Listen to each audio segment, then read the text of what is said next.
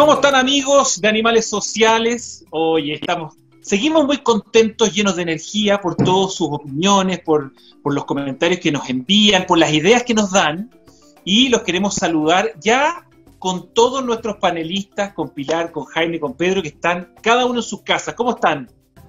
Excelente. Muy bien, muy bien. Oye, Muy bien. se les ve bien por acá. Están bien rechonchitos, como diría mi abuelita. Está bien. Rechonchitos, no, estamos con alimentación súper saludable, así que perfecto. Cocinando en casa, eso está bien. Aprendiendo a cocinar. Tengo un desastre en manos, cortes, quemadas. No, las manos son un desastre. Es que a mí se me queman la ensalada, entonces la verdad que no estoy aprendiendo el proceso de la cocina.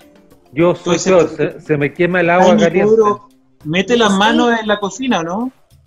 Se me quema el agua caliente. Bueno, Pedro necesita unas clases de cocina. No. Oigan, chiquillos, mire, la gente nos está poniendo a prueba y nos planteó un tema que yo creo que también nos va a poner muy a prueba a nosotros en esta conversación, en esta compañía que le estamos haciendo, que es transitar por las pérdidas.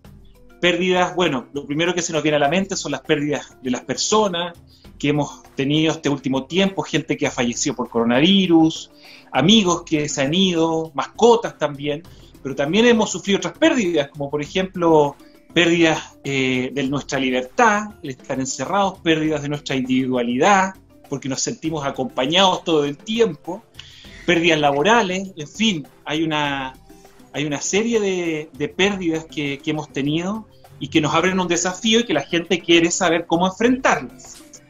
Y Jaime, Pedro y Pilar, yo no sé quién quiere abrir el tema porque no es fácil orientar en este concepto.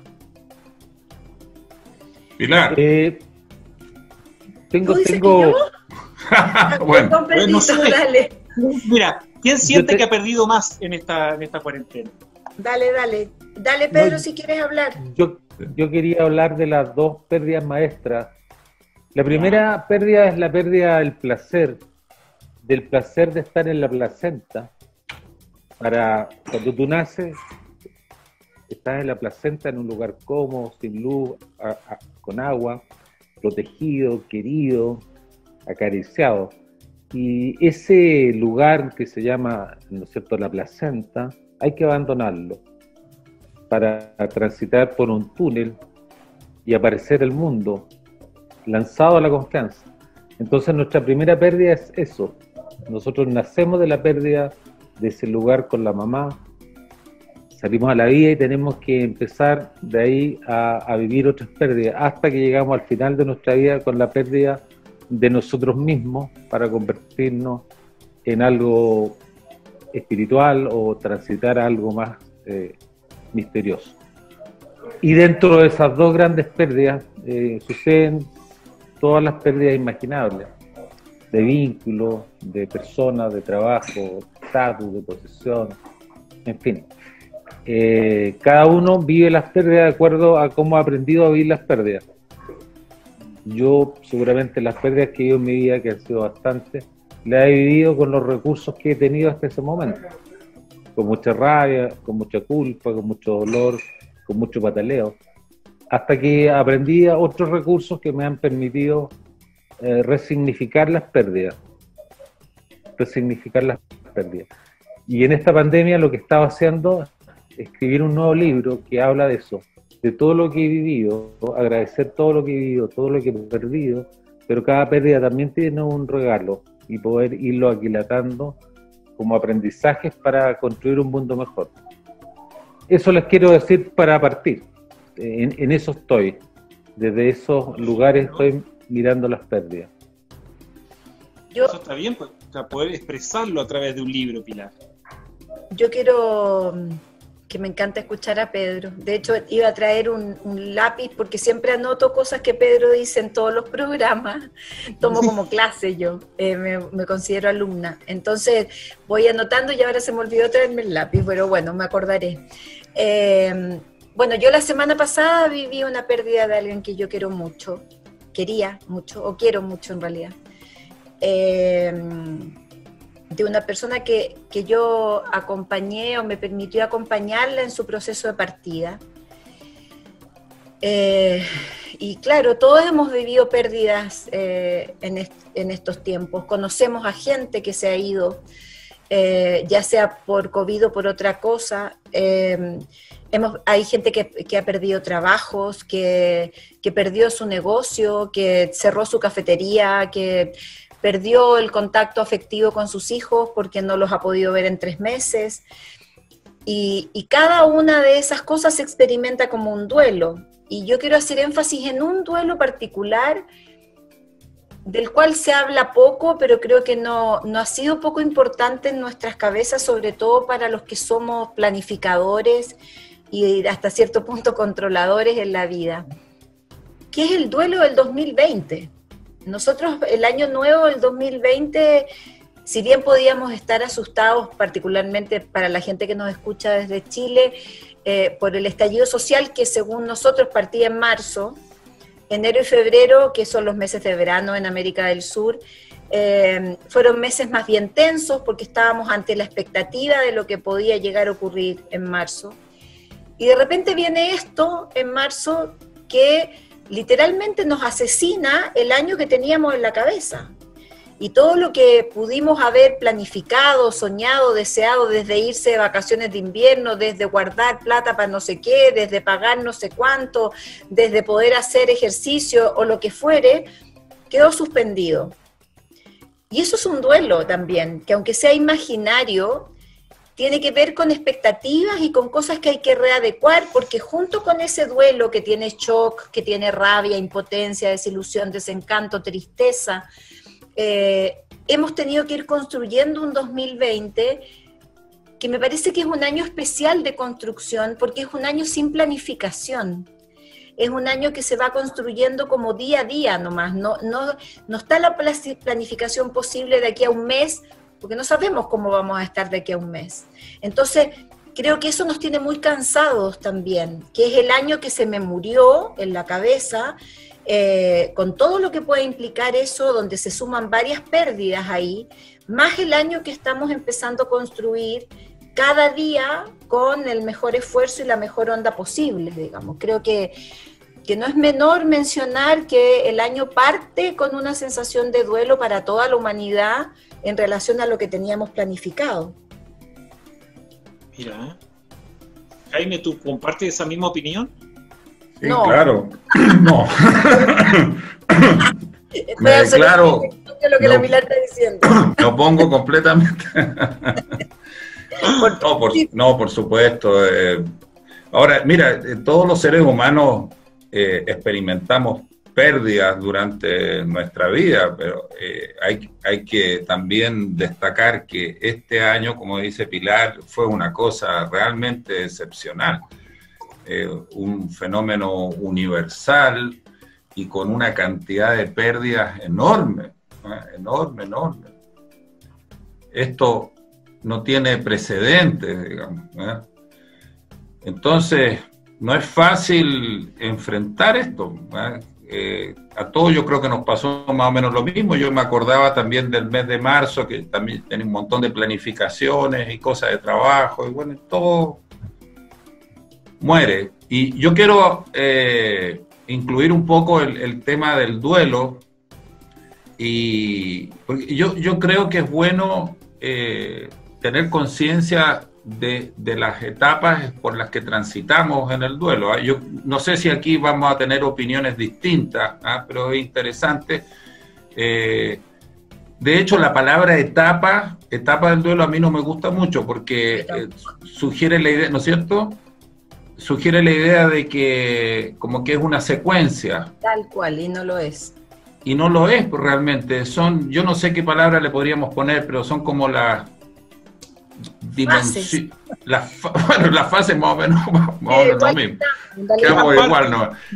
Pero son como dimensiones en las que entramos y salimos durante un periodo indeterminado en el duelo. Entonces, yo quiero a ver si todos contribuimos un poco con esto, porque en la literatura suele estar bien así como clarita las etapas, ¿ah? Por ejemplo, la negación, ¿no es cierto? Lo primero, ¿ya?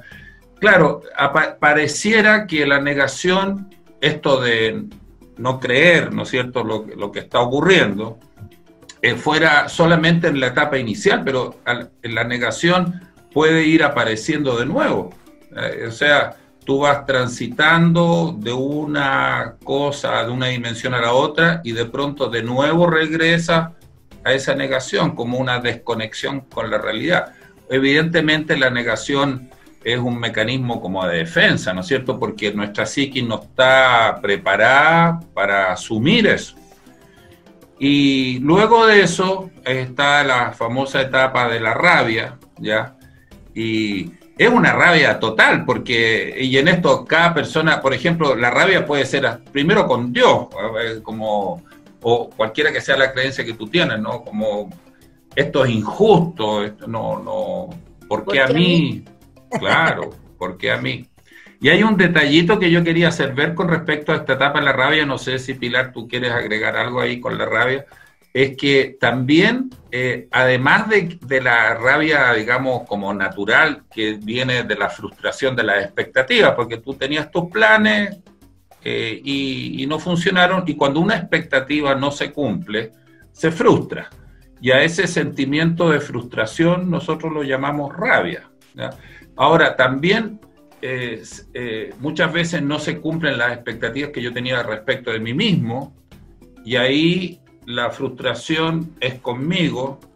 Se traduce en culpa. Y se traduce en culpa, ¿ya? Sí, claro. Y un detalle de la rabia es que también cuando vivenciamos una pérdida, bueno, especialmente con la muerte de un ser querido, también buscamos a los responsables, ¿ya?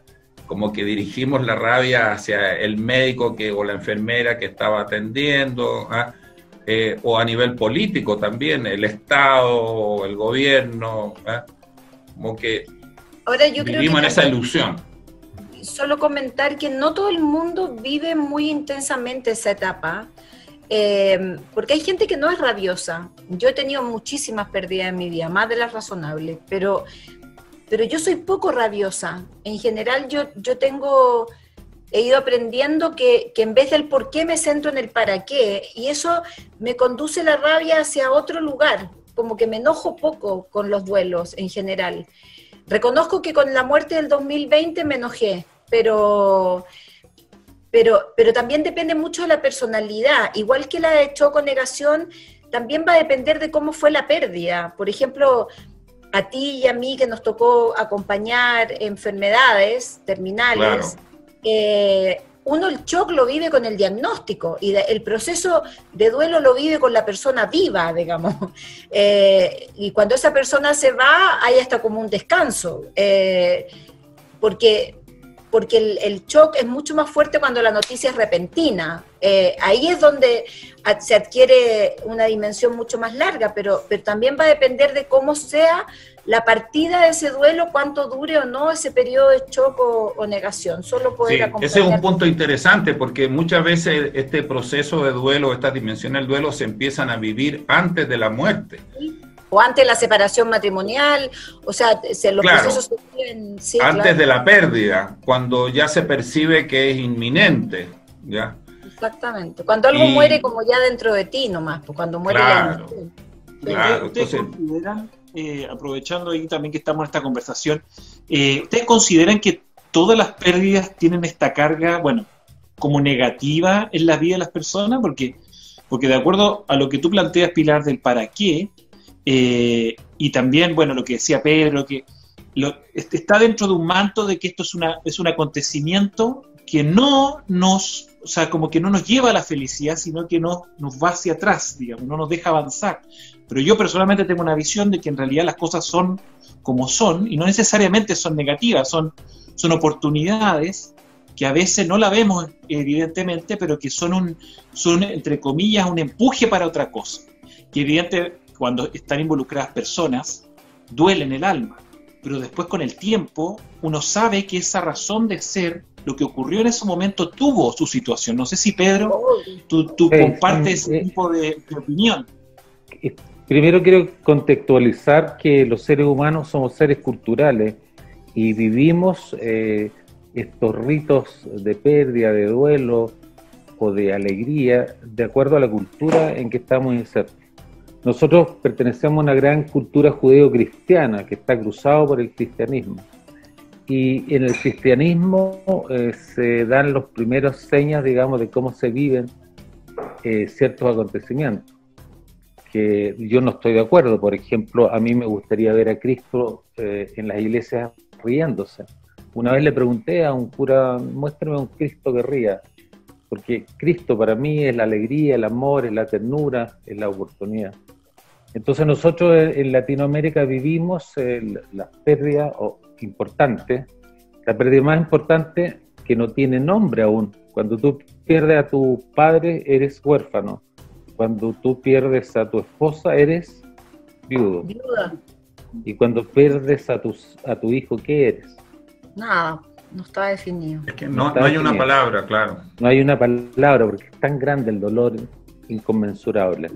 Entonces, las pérdidas, de acuerdo a la cultura, las vamos a vivir y las vamos a interpretar de alguna manera.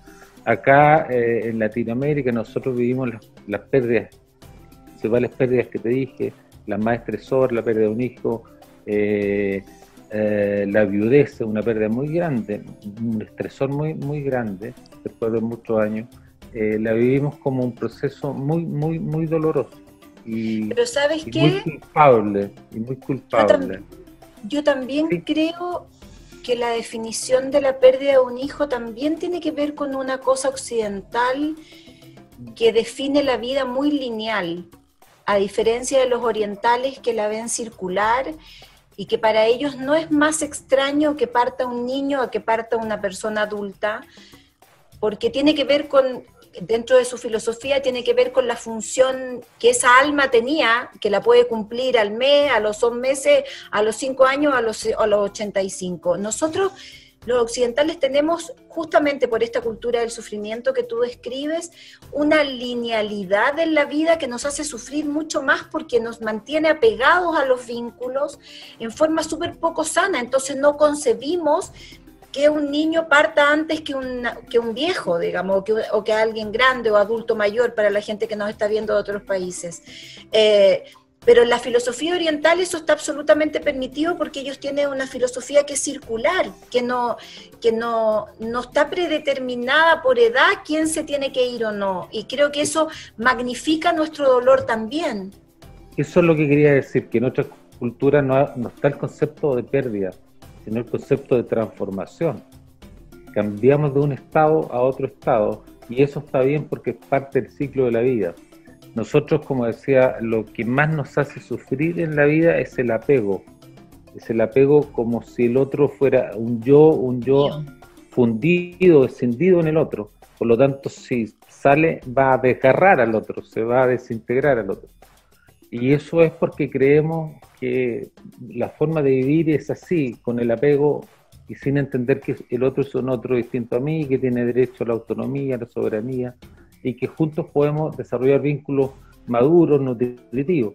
La cultura chilena es una cultura muy, muy apegada en algunos ámbitos y es una cultura muy simbiótica, ¿no? Simbiótica, en que uno depende del otro.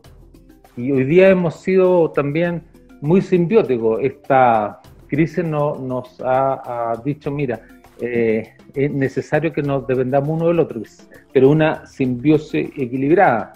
Yo te necesito a ti, tú me necesitas a mí, necesitamos al vecino, necesitamos al carabinero, todos nos necesitamos para poder sobrevivir. Entonces, haciendo una síntesis, vivimos las pérdidas o las transformaciones de acuerdo a la cultura y a las creencias más básicas a las cuales adherimos. Así lo interpretamos.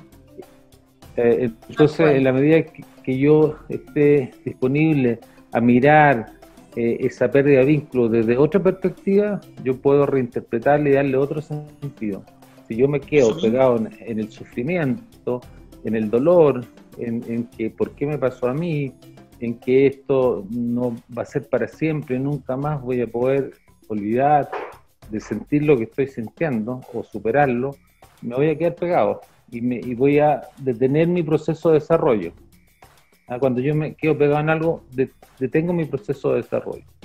La resiliencia es cuando tú vives un duelo, pero sigues o tienes la oportunidad de volver a seguir tu proceso de desarrollo.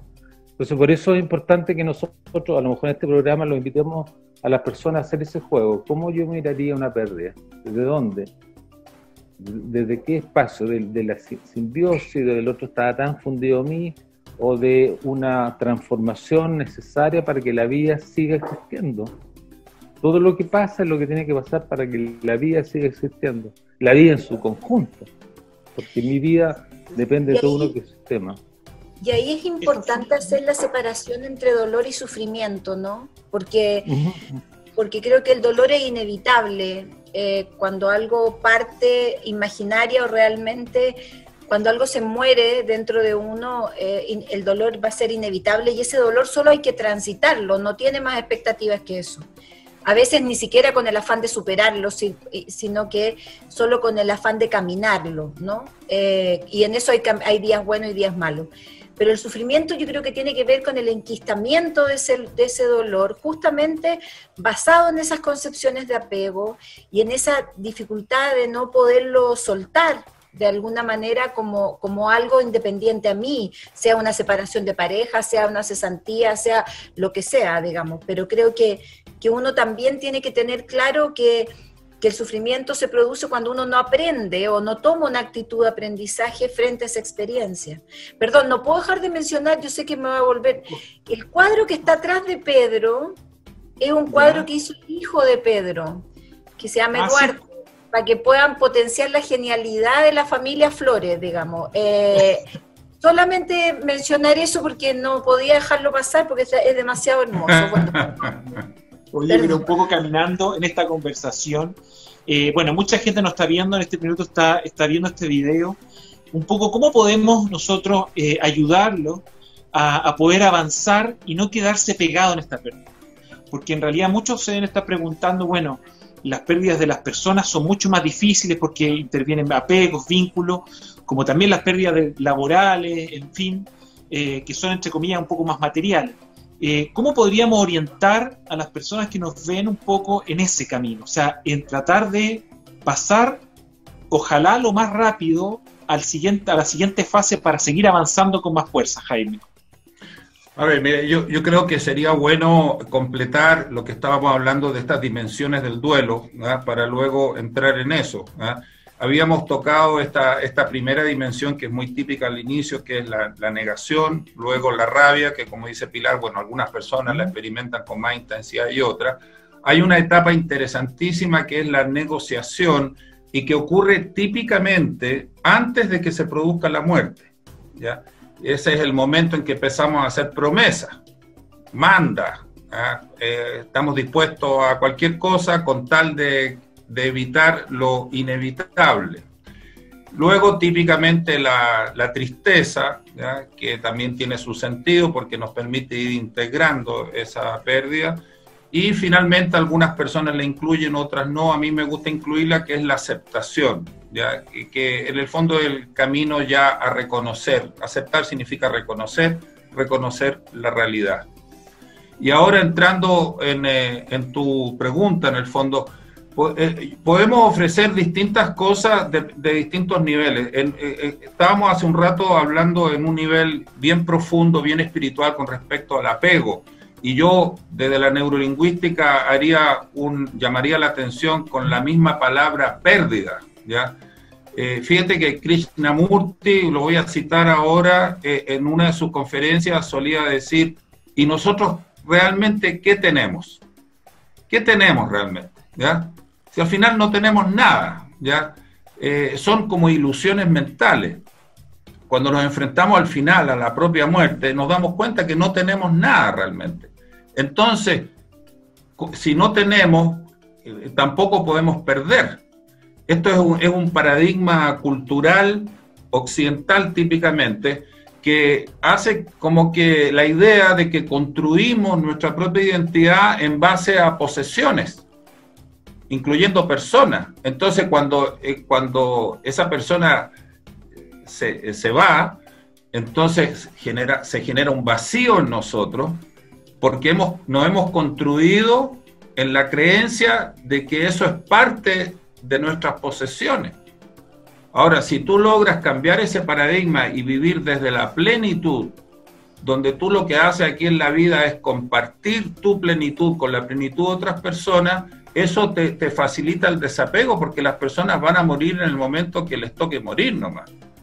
Y más bien me enfoco en disfrutar al máximo lo que pueda. Quiero hacerme cargo de un pequeño detalle que tú habías mencionado, César, hace un rato. ¿Qué diferencia hay entre la muerte de una persona y el resto de las cosas? Bueno, la más importante es que la muerte de la persona es algo irreemplazable.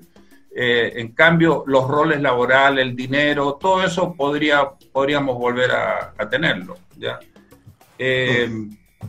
Después, yo no sé, le voy a dar la oportunidad a alguien más, pero yo quiero ofrecer una clave bien concreta que pudiera servir de alivio a algunas personas que están experimentando grandes pérdidas en este momento. Yo te estoy escuchando atentamente, dila. Ya. ¿Esto? Bueno, seguramente yo soy fui muy seguidor también de la Susana Bloch, del método y del, ¿cómo se llama? Alba Emoji, ya que justamente ella hace esta clasificación a propósito de las emociones y todo, y con sus técnicas de respiración. Y hay una que me gustaría ofrecerles a todos, la podemos hacer nosotros acá para que todo el mundo vea cómo es, ¿ya? Dale. Obviamente hay que estar de pie, pero ahora no vamos a poder estar de pie, pero vamos a hacer la demostración, ¿ya? Esta es una manera de entrar emocionalmente en un estado un poco más neutral, ¿ya? Nos ponemos de pie, los pies paralelos, la barbilla al frente, la mirada hacia el horizonte, las manos las juntamos así, como en el abdomen, y cuando vamos a subir las manos de esta forma, así, hasta llegar atrás a la cabeza, sin tocar la cabeza, pero en el momento en que subimos las manos vamos a inspirar, ¿ya? Okay. Lo podemos hacer ahora, inspiramos suavemente, y ahora al botar el aire lo hacemos como si estuviésemos soplando una vela, así, suave. Esto lo hacemos 3 veces, no es necesario que quizás lo hagamos ahora, son 3 veces. Luego de eso, un pequeño movimiento del cuerpo así como para sacudirnos de todo, y la tercera fase, hacer así con las manos, ¿ya? Y pasársela por la cara y así un poco por el cuerpo como para sacar todas esas emociones que nos están invadiendo. Mire qué bueno, Jaime, mira qué buen dato práctico para esos momentos que en realidad uno no está bien emocionalmente. No sé, Pilar, claro. Si Pilar quedó concentrada, parece con el Pilar. No sé si tú quieres agregar algo. Estoy haciéndolo las 3 veces como el jefe dijo. Soy obediente yo. A ver, yo lo que quiero decir es que los duelos hay que llorarlos. Y creo que uno de los mandatos judeocristianos que tenemos es la prohibición del llanto, porque estamos amparados en una definición de fortaleza que es absolutamente patológica, que nos enseñó que ser fuerte significa aguantarse. Y yo creo que estamos en un momento histórico donde tenemos que entender que la fortaleza implica el coraje de expresar y no el arte de aguantar.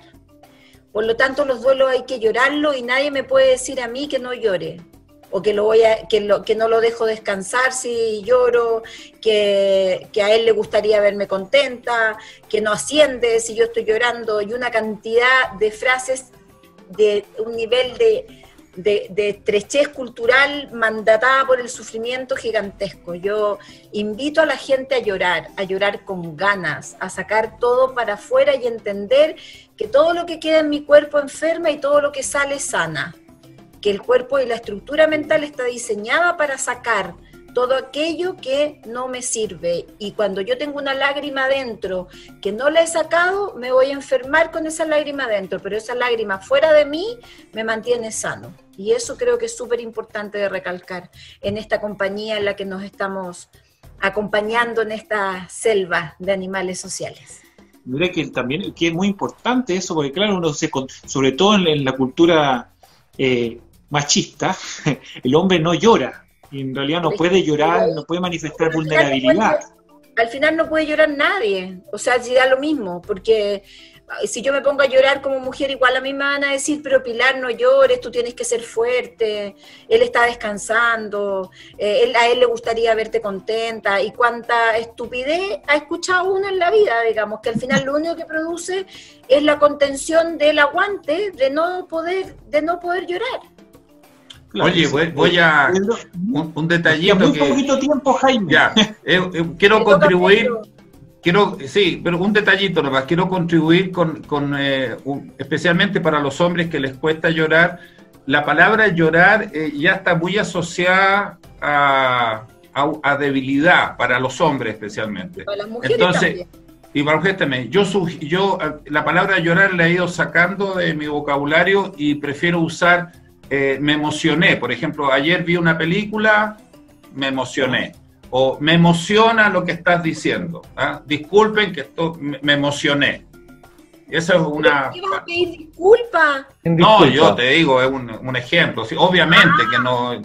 Yo, mira, No, sí. No pidan disculpas ni por llorar, ni por emocionarse, ni por reírse. No, por supuesto, sí. Mira, si tú me vieras a mí, yo he estado hasta en los seminarios míos, he hecho procesos que yo también me emociono. Lo tengo claro, si tú te conoces. Y no significa que pierda el control de nada, esos son paradigmas, son tonteras. Pero tienes más control sobre ti. Sí, claro, lo que yo quería hacer el énfasis es la palabrita emocionar funciona bien. Para los que tengan conflicto con el llorar, no usen la palabra llorar, usa la palabra emocionar, me emociona. Bien. Ya. Yo quiero decir 3 cosas si el tiempo bendito me acompaña. Quedé con lo que decía Pilar, cuando yo lloro mucho, necesito después terminar con algo que me lave. Ojalá la persona se pueda duchar o tomar una tina con sales. Necesita. O si no, si quiere llorar mucho, para eso están los árboles. Los árboles tienen 100, 200, 1000 años y te pueden acoger y saben más que tú. Llora abrazado a un árbol o a la tierra, para eso tenemos la tierra. Hay una canción preciosa, número 2, de Joan Manuel Serrat, que se llama Papel Mojado. Si ustedes la escucharan, él habla de las 6 emociones básicas y cada emoción la asocia con un fluido, con un líquido. Escúchenla y los voy a invitar a si identifican las 6 emociones estas. Y tercero, bueno, yo tenía un pequeño ejercicio para terminar, que es... en familia ustedes pueden tomar una hoja y poner todas las pérdidas que he tenido este año, la anoto acá. Acá en la segunda columna, ¿qué he aprendido de esa pérdida? Y acá, ¿en qué la voy a transformar? ¿En qué la voy a transformar? Por ejemplo, perdí mi trabajo. ¿Qué me ha enseñado? Me ha enseñado a que tengo que volver a pensar en mis capacidades, en lo que realmente me gusta en la vida, volver a lo mejor a estudiar algo que dejé postergado. Todo eso es una enseñanza. ¿Y en qué lo voy a transformar? Lo voy a transformar a lo mejor en una oportunidad de empoderarme en una nueva carrera profesional, en un emprendimiento, o lo voy a transformar, a lo mejor me voy a convertir en un coach, en un conferencista para hacerle competencia a Jaime, Pedro y a Pilar, y voy a hablar de mis pérdidas, en cómo las transformé en un proyecto. Eso quería decir. Gracias. Oye, qué importantes temas hemos hablado, y más que prácticos hemos sido los 3. Digamos, ustedes 3 han sido para poder ayudar a toda la gente que en realidad está pasando en estos momentos alguna pérdida, que no lo está pasando bien y en realidad necesita esta contención.